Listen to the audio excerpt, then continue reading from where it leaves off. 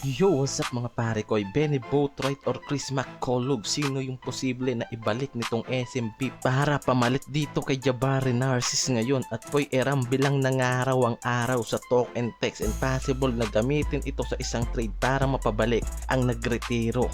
Tara't pag-usapan natin yan. Nare-report na nga ngayon mga pare ko yung posibilidad na pagpapalit ulit nitong SMB dito sa import nilang si Jabari Narcisse. Even na maganda naman talaga yung numbers and performance na ginagawa nito. And dito nga sa last game nila kontra Magnolia, nagawa pa nila manalo at may 4-4 record sila ngayon, pero hindi pa rin nga kumbinsido itong SMB sa performance nitong si Jabari Narcisse dahil ngayon nga nare-report ulit yung pagpapalit ng mga ito ng panibagong import nila and possible na tanggalin na nga raw itong si Narcisse sa mga susunod nilang game dahil maganda yung numbers but hindi ito na i-combine into winning games at kailangan nga raw ng mga to ng isang import na consistent at kayang magbigay sa kanila ng magandang stat line ngayon. So ito nga mga pare ko, ang isa sa mga plano nitong SMB ay magbalik ng isang import na kilala na nila yung kalidad at estilo ng paglalaro at yung meron ng magagawa sa kanilang team para nga maging sureball yung kampanya nila lalo't wala na silang oras at kailangan na nilang humabol bago ang playoff. So itong si Benny Boatwright or Chris McCullough mga pare ko yung pwede nilang kuhanin pamalit dito kay Jabari Narcisse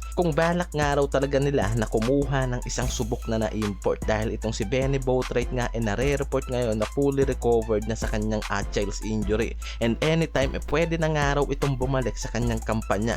Pero mga pare ko nare-report din naman na hanggang ngayon nga raw hindi ito sumasagot sa tawag ng SMB. Yan yung lumalabas na report about dito kay Boatwright. Ito pa naman yung import na matagal na nilang inaantay na comeback sa kanilang team pero hanggang ngayon nga raw wala pang balita kung kaya pa nitong bumalik o meron pang pag-asa na bumalik ito sa SMB. Kaya naman tumataas ulit yung tsansa nitong si Chris McCullough yung nagiging option nila para dito kay Boatwright na maaari nilang ipalit para dito kay Jabari Narcisse ngayon. Itong nagbigay sa kanila ng championship title sa 2029. Yan yung tinitignan na magiging hakbang nitong SMB dahil ngayon desidido na nga raw yung mga to na tanggalin itong si Jabari Narcisse at palitan ng isang dekalidad na import at talagang subok na sa kanilang team. Kaya naman it's either Chris McCullough o Benny Boatwright nga yung isa sa mga rumors na lumalabas dyan.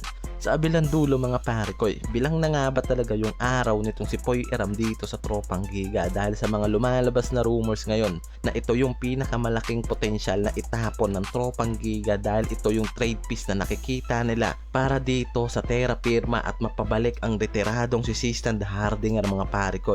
Yan kung matutuloy nga yung trade rumors na to about kay Poy Eram dahil yan yung lumalabas sa mga insider na maaaring tapos na yung future nitong big man na to ng Tropang Giga at siya yung gamitin ng mga to sa isang trade dahil sobrang interesado nga raw ang mga to na mapabalik itong si Sistan Hardinger even na retirado na nga raw ito sa Terra Firma nandun pa rin yung rights nito kaya naman kailangan nilang gumawa ng blockbuster trade para makuha at mapabalik itong si Sistan at makumbinsin nila na maglaro sa kanilang team.